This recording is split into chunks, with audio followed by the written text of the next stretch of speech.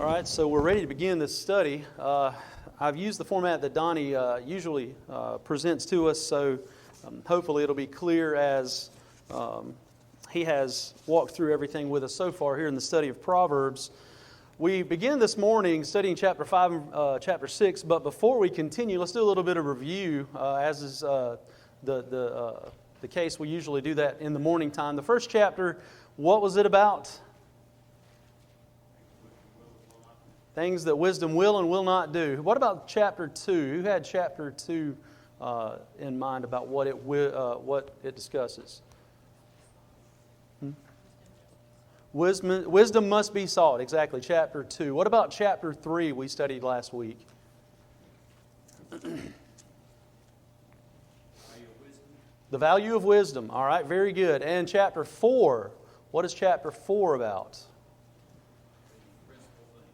Wisdom is the principal thing. Therefore, get wisdom. That was one of those memory verses that we had talked about.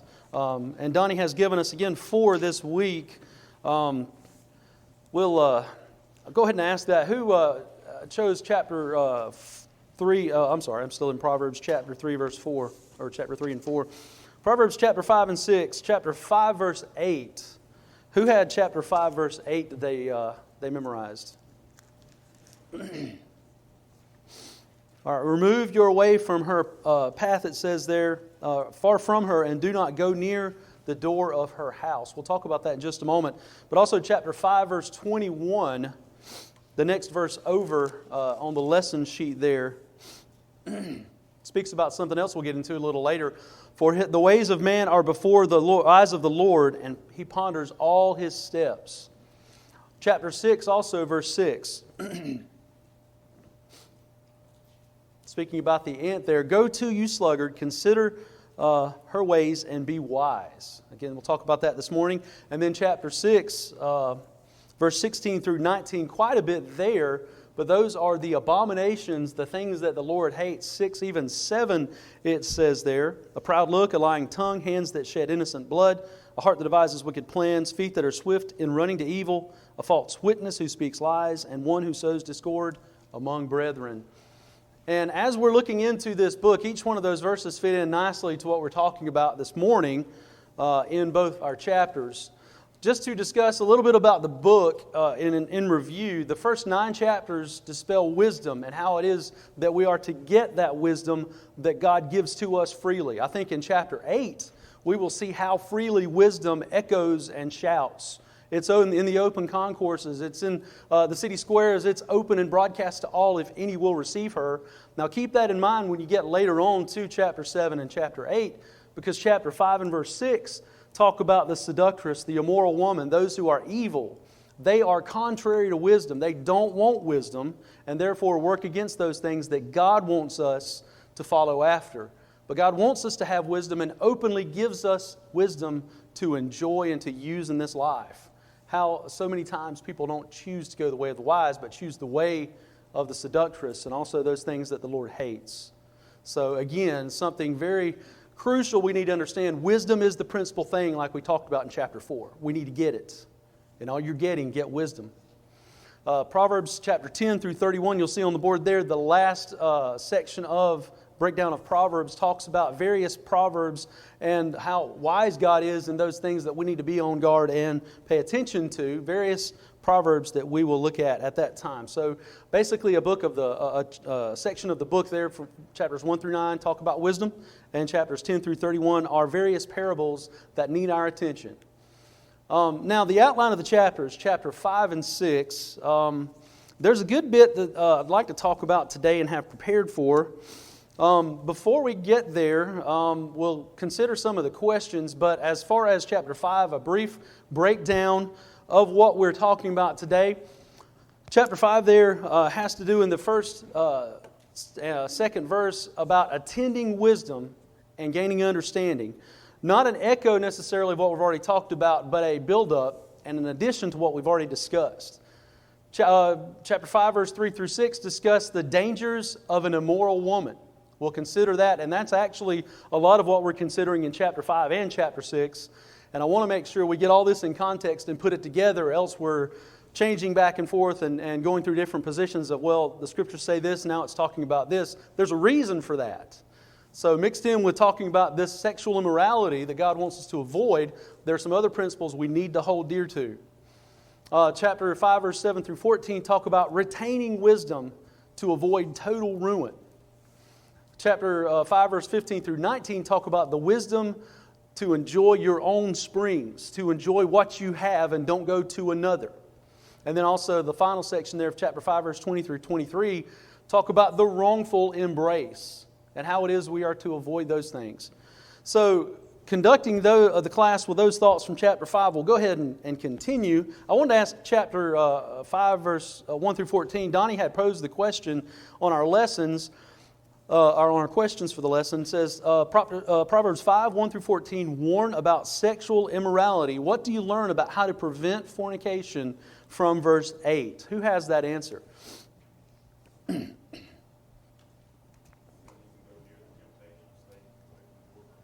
Absolutely. Don't even go there. Now, we'll look at it in just a moment. We'll define that a little more because I think it goes a little more richly into detail if we look at those words about don't even go near the door of her house. Don't even go that way.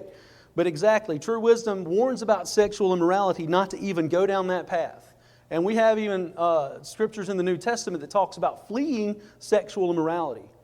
And don't even go near it. Run away from it. And we see example after example in the Scriptures of that. Well, at least one I know of very fondly in Genesis chapter 39 about Joseph running away. He literally ran away from sexual immorality. I think the Scriptures are pretty clear. We need to avoid it at all costs. To go away. If you'll remember, chapter 1 of Psalm tells us, blessed is the man who does not walk in the counsel of the ungodly, nor stand in the path of sinners, nor sit in the seat of the scornful. That wise man does not even go that way. He goes the opposite way. And he's blessed because of it. And that's what we see here in Proverbs chapter 1. Be wise not to go that way. So looking at it, chapter 5, the first few verses, my son, pay attention to wisdom. Oh, I've already jumped. Let me back up a little bit. Verse 1 and 2, the instruction there in chapter 5 then, is to guard from seduction. It says there, my son, pay attention to my wisdom. Lend your ear to my understanding. Now that's not just a thought of, well, son, pay attention, listen here. No, it's actually, you give attention. You give whatever it takes to listen to what is being said here. Pay attention to my wisdom.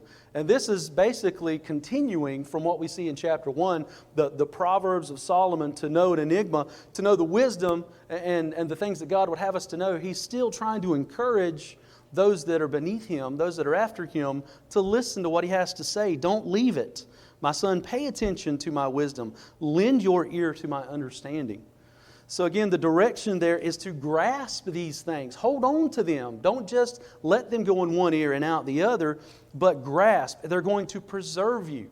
Let's look at that idea there of preserving there in verse 2, that you may preserve discretion. Now, if we looked at that word there, preserve, the idea about preserving there is to hedge, to protect, to hold on and encase so that it won't get away from you.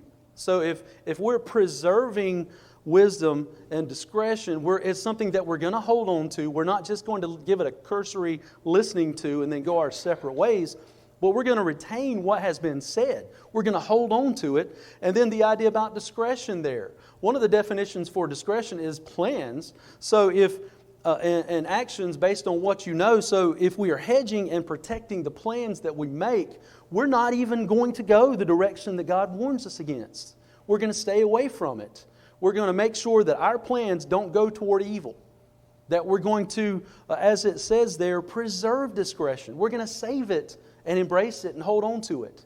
That's the warning that we get here in Proverbs chapter 5. We need to hold on to it.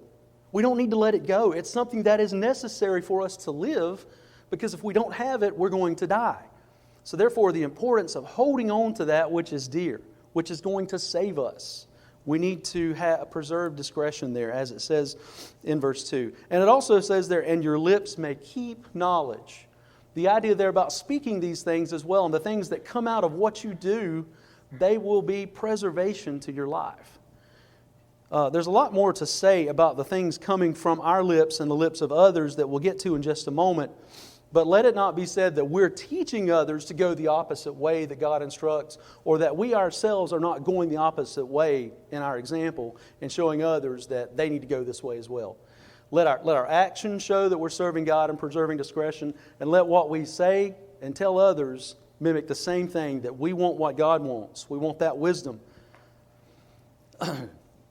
Continuing on then, I jumped the gun again. There in let me go ahead and do that.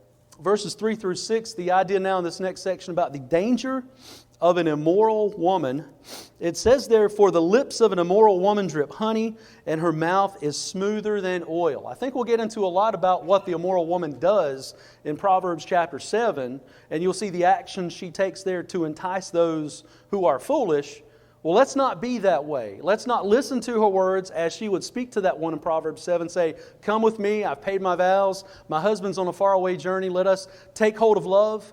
Don't even listen to that. It seems as though when an immoral woman speaks and communicates, what she communicates is almost dripping like honey. That it's going to be sweet to the ears, that it's going to be pleasant, and you're going to want to partake of what she's got to offer. Well, the proverb here says, you stay away from that. The lips of an immoral woman, they drip honey. And it says her mouth is smoother than oil. You'll find no flaws or problems in what she says as far as getting her communication out there. But what she leads to is destruction. So be careful not to listen, not to take hold of what she's saying. Don't give in to what she's saying, because it's going to entice you. The reason why, it would say there in verse 3, the immoral woman, well, actually, verse 4, but in the end she is bitter as wormwood, sharp as a two-edged sword. Her feet go down to death. Her steps lay hold of hell. And the idea there on several of these points, I wanted to address the first thing there. Her end is bitter as wormwood. If we did just a little investigation into the wormwood bush or shrub, we'd find that it is used for medicine in times in past. It has been used for certain oils and certain balms, but it is sour to the taste, and you can't keep it in your mouth. It's something that you can't hold on. So wormwood is not something that you'd want to intake, to ingest. The words sound pleasant. The things that she communicates sound great, but it's bitterness. It's ruin. It's not going to be something you want to hold on to. And that's the idea there that's being said in verse 4. Also, she's sharp as a two-edged sword. If you take in what she has to offer, it's going to rip you up like a sword would. If you take it inside of you, it's going to be destruction. Who would want that? Who would want to take in instruction? But so many people give their ear, give their understanding, give their desire to what the immoral woman has to offer, and they receive destruction. A little further, her feet go down to death. They lead to the pit. We'll look a little bit more about this idea about the immoral woman and what she leads to, but it's certainly not ways of life. It certainly doesn't lend to salvation of our soul, but to the destruction of our body and all the things that we have here on this earth, our destruction. It leads to the destruction of the things that we know are good and right. And finally there, her steps lay hold of hell. Her path is sure to take you to the pit, to the grave there, to your end of your life. And even if we wanted to take it further, I don't believe the word there mentions this, but to the place where all souls are condemned. That's where the immoral woman can lead you. So who would choose to go that route? Who would choose to want to go that way, even though it sounds good? Look at the end result. Look at where it leads. It leads to destruction. So the warning there in Proverbs, in this section that we're talking about, is to stay away from that immoral woman. And the idea here about immoral woman, it's not just the immoral woman that we need to be on guard about, but the immoral men, to you women out there, stay away from the immoral men. They may sound good, they may sound pleasing and convincing, but they result in the same way. So a lot of language here about the woman, but it goes both ways, the man and the woman. Be on guard. Stay away from that sexual immorality that's offered. It is not good for you, nor your soul, nor all that is with you. Continuing on then, verse 5 says, her feet go down to death, her steps lay hold of hell. And then verse 6, the warning there, lest you ponder her path of life, her ways are unstable, you do not know them. Now a little bit of discussion needs to be had on this verse, because in the King James and New King James, as it says there, if you'll see the scriptures, if you can read those, the New King James does mention, lest you ponder her path of life, Her ways are unstable. You do not know them. But almost every other translation talks in reference of the immoral woman, not just you. And I don't think there's any wrong in either way, because either way lends itself to instruction. But if we look at the other translations, the ASV says, so that she findeth not the level path of her life. Her ways are unstable and she knows it not. The RSV, she does not take hold of the path of life. Her ways wander and she does not know it. Even down to the ESV, she does not ponder the path of life. Her ways wander and she does not know it. This is in reference to the immoral woman. Whereas the King James Version is in reference to warning you individually, you need to be on guard because you don't want to go the way that she goes. Well, if we look at these other translations as well, she doesn't consider the way that she goes that it's destructive and it destroys all that follow with her. She doesn't know it. So either way the warning goes, you be on guard because like it says there in the New King James, lest you ponder the path of her life, you don't know them. You don't need to stay close to them, but go the opposite way. Well, the other translations, she doesn't ponder where she leads. She doesn't know the way that she leads is to destruction. So the application goes either way. We need to be on guard and stay away because especially this woman or this immoral person does not regard where she takes all that follow with her. So again, the idea here of the seductress, the immoral woman, we need to be on guard of. The next section here in Proverbs chapter 5, verses 7 through 14, speak about retaining the paths of wisdom to avoid total ruin. There are quite a few verses here in this section, but the warning still goes like it says there in verse 7. Therefore, hear me now, my children, and do not depart from the words of my mouth. Remove your way far from her, and do not go near the door of her house, lest you get, we'll get to the rest of those reasons in just a moment. I did want to ask that question before I get into the rest of those. What happens to us if we yield to temptation and commit fornication that immoral person wants with us? What happens? It says there in chapter 5, verse 9 for that question. We lose respect and honor. Let's look at some of these thoughts. What are some other things there? And these taken straight from the verses there, but what are some other things that happen when it is that we do give in and we yield to that temptation and commit fornication? We give honor to others. We give our years to the cruel one, and aliens filled with your wealth. Now, that's not the sci-fi aliens that we talk about coming from outer space, but those who are foreign to us, we yield our wealth to them. The labors to the house of the foreigner, that's where they go. And then it says there, until we finally mourn at last in verse 11, verse A. And then also 11b, talk about our flesh and body are consumed. And then we say as a result of that, at the end of all this that has happened, all the ruin that's taken place, we say those things there that go on from verse 12. How I've hated instruction and my heart despised correction. I've not obeyed the voice of my teachers, nor inclined my ear to those who instructed me. I avoided all good things and I went after the bad. That's the result of following after adultery, after fornication, after sexual immorality. That's the result that you come to after all's been said and done. And I know for a fact people at the end of their lives, they have to look and think, what have I done? This is one of those things that they follow after that path. They didn't give heed to those things that were wise. They didn't incline their ear to those who instructed them. They were on the verge of total ruin. And not just that, there in verse 14, in the midst of the assembly and congregation. What do y'all think that means? That they were on the verge of total ruin in the midst of the assembly and the congregation. It takes away, like it's taking away your honor, your credibility, your reputation. The way people perceive you after such an act. Yeah. Your perception among those that are closest to you. It ruins, and so much time, if you have it, will be spent to rebuilding your credit among people, rebuilding your identity so that you're not that kind of person anymore. But that's so hard to change because they will always know you as the one that did this, that gave yourself to this.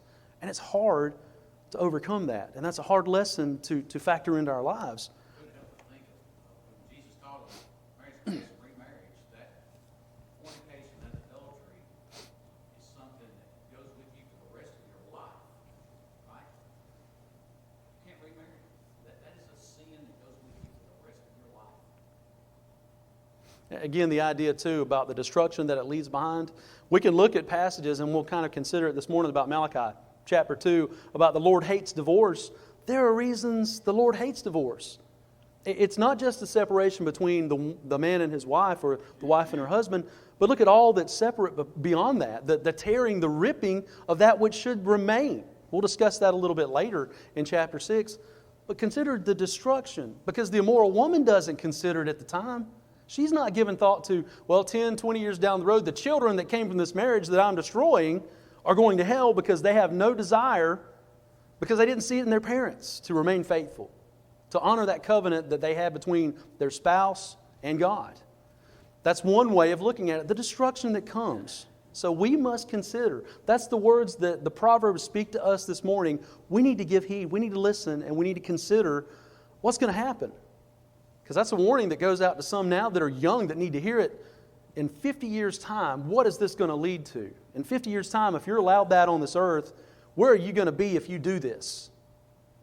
So consider that. Any other thoughts out of this before we continue? All right, so let's continue then and look beyond chapter 5, verse 9 through 14 to the next section, the wisdom to enjoy your own springs. This goes along with giving into the immoral woman. Don't do it. And this is why. This is another reason. Verse 15, it says there to drink from your own cistern. Question 3 says, Proverbs 5, 15 through 23, contrast faithfulness in marriage to the fornication of verses 1 through 14. What do you learn from these verses about marital faithfulness? The idea here about dwell with your own cistern and running water from your own well. We'll go into the rest of this, but what's the idea there that's being mentioned and talked about? First of all, what is the situation? What's it talking about you're in now? If you're married, if you are bound to another, if you are with that relationship in a covenant with that one before God, don't go to other cisterns. Don't go to other running water. Enjoy what you have now. You've heard the saying that the grass is greener on the other side, and some people look at that and think, that's better on that side. I want to go there. Don't even consider that. Because what you have now is sufficient and a blessing and a joy that you need to embrace now. It's This contrast between blessings and pleasantness versus wrath and destruction. exactly. And again, the consequences to doing these things, they lead to destruction. But people don't consider that. We don't have a right to other people's water sources, and we need to stick to what is ours, what God has given us. You know, and I think you're right. And I think when we talk about the one who's the sluggard, or we talk about some of those other people in chapter 6, let's remember this about not running to something that's somebody else's, but let's stick to what we've got and work for it. That's the idea here. Don't look at what looks pleasant on the other side, because it's not going to lead to pleasant things. And like you said, we have rights to what God has given us. We don't have rights to something that's someone else's. Remember Exodus chapter 20, part of the law was to not commit adultery, but it was also not to covet what is your neighbor's, whether it be your neighbor's wife, your neighbor's servant, your neighbor's oxen, whatever. The idea of coveting, wanting something else. That's what we're talking about here. You've already been given the blessing. Why go somewhere else? Because that is yours to enjoy. You should not consider to go someone else's spring or to someone else's fountain. Let's look a little bit further there. In verse 16, it would say, should your fountains be dispersed abroad, streams of water in the streets? Whether it is we leave our spouse and go to another, we're leaving behind those blessings, and then what we leave behind when we tear ourselves away from it, it's a mess. It's ruin. It's destruction. And those that were our spouse, we've left them to be open to anything and everything. We have left our guard down for them. And again, something else that goes to my mind in Genesis, when Adam said, the woman that you gave me, she deceived me, well, he should have been on guard, and part of his responsibility was to look after the woman that was given to him by God, but he blamed her instead. So again, the idea there, we need to look after what we have and be on guard for it, because that's what God's given to us. When we leave it, look what happens. Your fountains are dispersed abroad there in verse 16. Your streams of water will run in the streets. And then verse 17, let them be only your own and not for strangers with you. So I think maybe the idea here is to you watch after your spouse, to make sure they don't go this way. That might be also a warning, because it says there, don't let it be for strangers with you. Don't share what you have. Be on guard about it. So us, as husbands or wives, we need to be on guard for what we have, but also we don't need to forsake them. We need to take hold of and appreciate and be on guard for them. Verse 18, let your fountain be blessed and rejoice with the wife of your youth. Some of us have been married for a long time, and the encouragement goes to definitely to us, the wife of your youth. Enjoy that one. Don't go to another. Sometimes I suppose midlife crises is what some people talk about why things happened, and they felt like they needed to because they were so entrapped. Well, if you look at it as a trap, then that's what it is to you. But that's not what God is saying here about that marriage that you've embraced for so long. It's a blessing. Continue to enjoy the blessings from that marriage. So much can be said here about sexual immorality and going on. Let's continue to look. Verse 19, and as a loving deer and a graceful doe, it says there, enjoy her, let her breast satisfy you at all times and always be enwrapped with her love. The idea there is to enjoy your wife. Don't go and commit sexual immorality and enjoy another or another's wife. Enjoy that you are with now. Let that be satisfying to you, because opposite of that, going beyond that, is sin and it's ruin. So again, the heed there is to be given to enjoy what you have. It says there in verse 20 also, for why should you, my son, be enraptured with an immoral woman and be embraced in the arms of a seductress? Continuing on with this thought about the arms of the seductress, the rest of the chapter there to verse 23 speak about the wrongful embrace and why it's important we need to be on guard about that. All of these passages in here from chapters 1 through 9 talk about wisdom, how to get it, how to keep it, how to use it. And this here is talking about why you should use that wisdom and avoid this sexually immoral woman. It says, for the ways of man are before the eyes of the Lord, and He ponders all His steps. That's one of our questions there. Chapter 5, verse 21, give us a reason why we need to be pure in sexual matters. What is the reason? What does it say there in the Scriptures? Well, first it is a command. Like we saw in Exodus 20 for those Jews, those Hebrews under the law of Moses. But even Hebrews chapter 13, verse 4 talks about that as well. The marriage bed is undefiled, but fornicators and adulterers God will judge. So again, it's a commandment. Don't go that route. So that's a good thought. What else is said here in the Scriptures about it? The eyes of the Lord are watching you. And I know for a fact that those who commit adultery, they must think or must remove it from their mind, one of those things, remove the thought that God is present in what I'm doing. That they have to remove it. That cannot be a consequence in their mind. We see in chapter 7 later on, the foolish man is caught by that immoral woman. She's trying to trap him. Well, the foolish man hasn't even considered that he's going in a bad way. The same thing with an adulterer. They don't consider God is there. God is present. And that's why the marriage bed is undefiled. But the sexually immoral, God will judge them because He knows what's going on. He's there. He's present. It says there, His eyes are on all His paths. The ways of man are before the eyes of the Lord. So when we talk about the fear of the Lord, the respect and reverence, it needs to be in our marriage because He's there. Even though we can't see Him, He's there. Continuing on with these thoughts there, it says in verse 22, is on iniquities and trap the wicked man. Keep an eye and remember as we go into chapter 6 that word about entrapment and trapping. It says there, his own iniquities entrap the wicked man, and he is caught in the cords of sin. He shall die for lack of instruction, and in the greatness of his folly he shall go astray. That's exactly what we see back at the end here in what the one who was ruined because of sexual immorality in verses 11 through 14. That's what they say. I didn't regard any instruction. Those people trying to teach me, I didn't hear them. And because of that, I'm going to die of my lack of instruction. It says in verse 23, and the greatness of his folly, he shall go astray. So as we get to the end of this chapter, what are some of your thoughts that you have regarding this? I mean, the truth of God is present in there. The wisdom teaches us to avoid sexual immorality. Any other thoughts? Okay, so with that in mind, what we just concluded in verses 23 through 21, remember what it says there in verse 22, his own iniquities entrap the wicked man. Let's look at chapter 6. The idea that and again, Donnie, if you have a better way of looking at these, I don't want to take it in a different direction. But chapter 5, we looked at wisdom guarding against seduction. We looked at paying attention to wisdom, the danger of the immoral woman, retaining wisdom to avoid the total ruin that could lead to, the wisdom to enjoy what you have, your own springs, your own fountains, and also avoiding the wrongful embrace.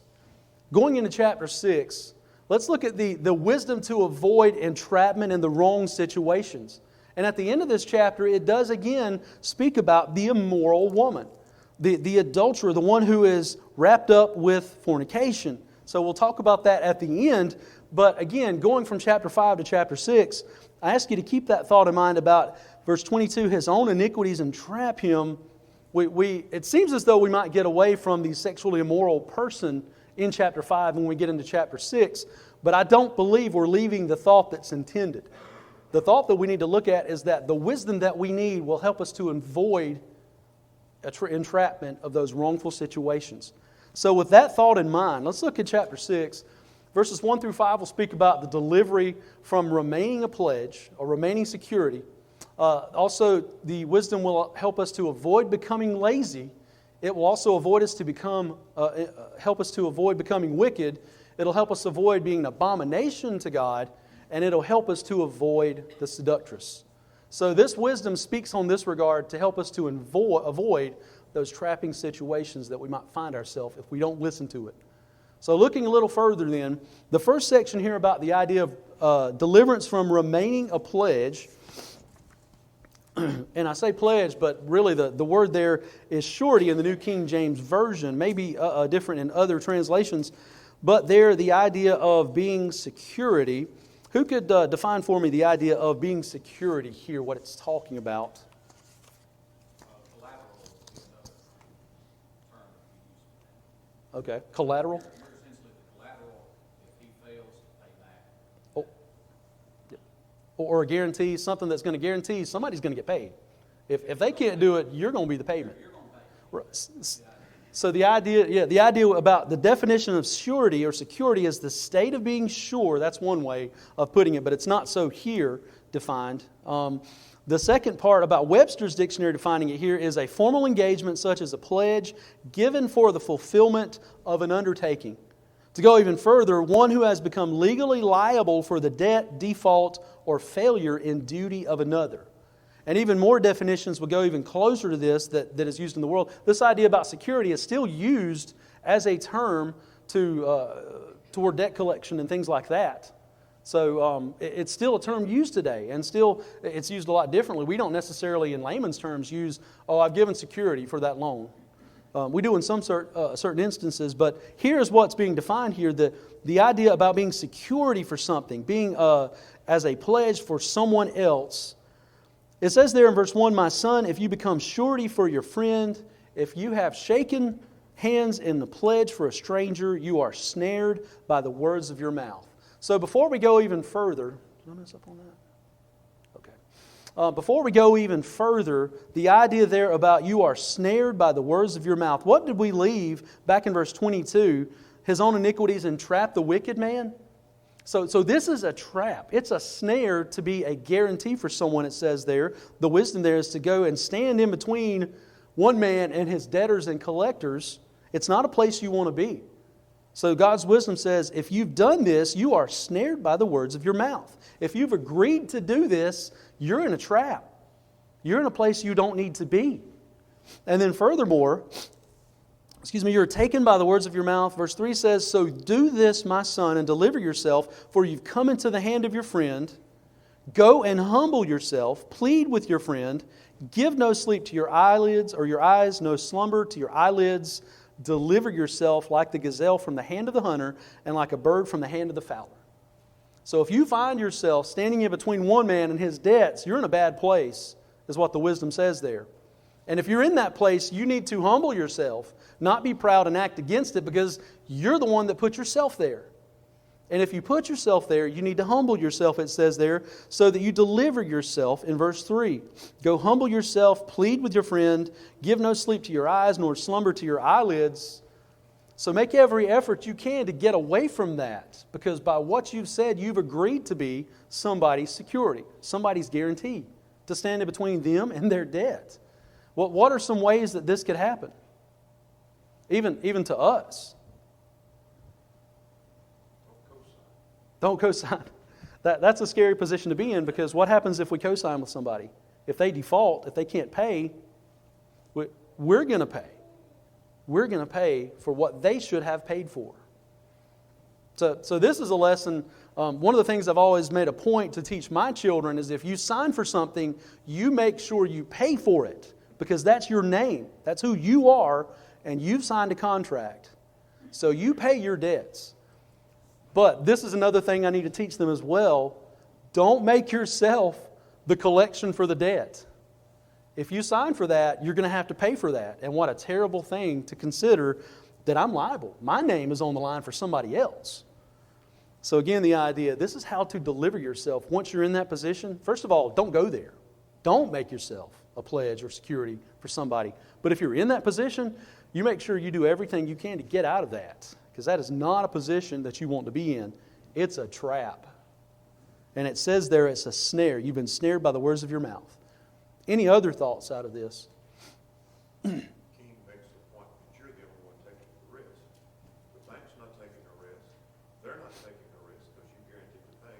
You're the only one as a co-signer that takes the risk. And how foolish is that when you're taking responsibility for somebody else's debt? And it's not your own, but you've taken the risk. That's a good point. Any other thoughts? It goes in line with let your yeses be yes and your no's no. Once you say and obligate yourself, like it says in the scripture, you entrap yourself. Once you've got that agreement between those two people, you're responsible to uphold that agreement, even though it might not be favorable to you. Once you agree upon it, it's a done deal. So the man of little agreements in this regard is somebody who's doing right. Don't, In this country, years ago, your word was your bond, your contract. When you said you were going to do something, you could pretty much count on everybody to respect that. It's not like that anymore. And- yeah. Shame to say, but a lot of people don't honor that. And that's one thing too out of this is that if you sign off to that, you need to stand for what you sign off on. That's going to be to your own hurt. So therefore the warning goes, don't do it. But if you sign off and be that guarantee, that security for somebody, that's your word. Does God hold you to that if you're in contract or guarantee for somebody? Well, based on this scripture, He doesn't say you're free and clear because you signed up as guarantee and you're the Lord, so don't worry about it. He doesn't say anything about that. He does say if you're in that situation, you're trapped. And you don't need to get out unless you can absolutely make sure to get out with that one you're entangled with. Do everything you can. But if you can't, what's the obligation? Pay it. Pay it. So again, it's a trap. Be careful, don't get into that trap. Moving on a little further now into chapter 6, verses 6 through 11, speak about something that's very common and simple to us that sometimes we want to rid from our own house, but it's talking about the ant as an example. Even further, though, it's talking about avoiding becoming lazy, avoiding becoming someone who doesn't do things, who doesn't produce with his own. What is the scripture from the New Testament that warns against this as well? Who can tell me? It's in 1 Timothy. Absolutely. It's a warning to those that don't support those that are their own. They're worse than an infidel, and they've denied the faith. So again, there's something to be said very deeply about working and supporting for ourselves and for those who are our own. Specifically now, we're looking at this proverb here in verses 6 through 11. It says there, "Go to the ant, you sluggard, consider her ways and be wise." Let's do that for just a second. Verse 7 and 8 says, "The ant has no captain, has no overseer or ruler." It has no one entrapping it and saying, you go ahead and you work now, you work here. Now there are queens that oversee and produce more of the ant colony, but no one is over the ant telling the ant to go do this and do that. That's the idea there, with no overseer, no captain, no authority. But continuing on from there, the ant does what in the summer and in the harvest? It says the ant there in verse 8 provides her supplies in the summer and gathers her food in the harvest. Now consider that ant. It would say there to the one who is lazy, who doesn't awake, how long will you slumber, O sluggard? Will you arise from your sleep, a little slumber, a little folding of the hands to the sleep? So shall your poverty come on you like a prowler, and your need like an armed man. Now the idea about being entrapped here, this is a situation that you've gotten yourself into to where you haven't provided for your own. I'm going to have to wrap it up here shortly, aren't I? Is this it? Donnie, I apologize about not getting to the rest of the chapter. But the idea here toward the end is to avoid those entrapments by being wise, especially at the end about the evil woman, the sexually immoral. Thank you all for your time and thoughts this morning. We'll go forward next time into chapter 7 and 8.